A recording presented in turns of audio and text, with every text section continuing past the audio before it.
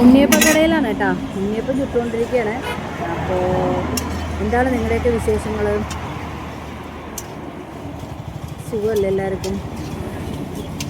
മുഖത്തൊരു കുരു വന്നിരിക്കുന്നു കേട്ടോ. കുരു എന്താ ചെയ്യാതെ മാറാൻ? അതെ, ധന്യാണേ.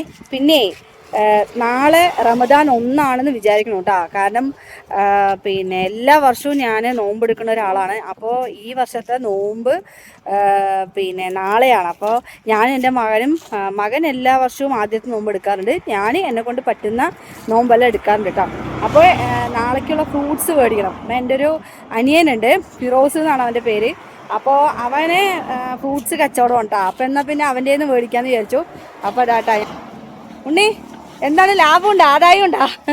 ആദായ വില സഹായ വിലയൊക്കെ നമ്മൾ തരുമല്ലോ. പിന്നെ ഫ്രൂട്ട്സ് എനിക്ക് ആപ്പിള് വേണം, പിന്നെ മുന്തിരി. ഈ മുന്തിരി മതി കേട്ടാ, പച്ച മുന്തിരി. പച്ചയല്ലേ, നല്ല മധുരമല്ലേ? ആ എന്നാ എനിക്ക് എടുക്ക്. എന്നാ പിന്നെ ആപ്പിളും ഈ മുന്തിരിയും.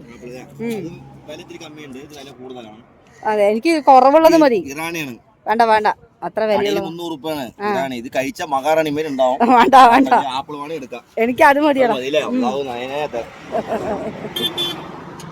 ഫ്രൂട്ട്സ് ഒക്കെ മേടിച്ചു കൂട്ടാ. അപ്പൊ പിന്നെ ആപ്പിള്, മുന്തിരി, പിന്നെ ഇതാ തണ്ണിമത്തൻ കേട്ടാ.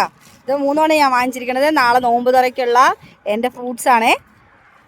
അപ്പോൾ അടുത്ത വീഡിയോയിൽ കാണാം. അപ്പൊ ശരിട്ടാ. Okay, thank you.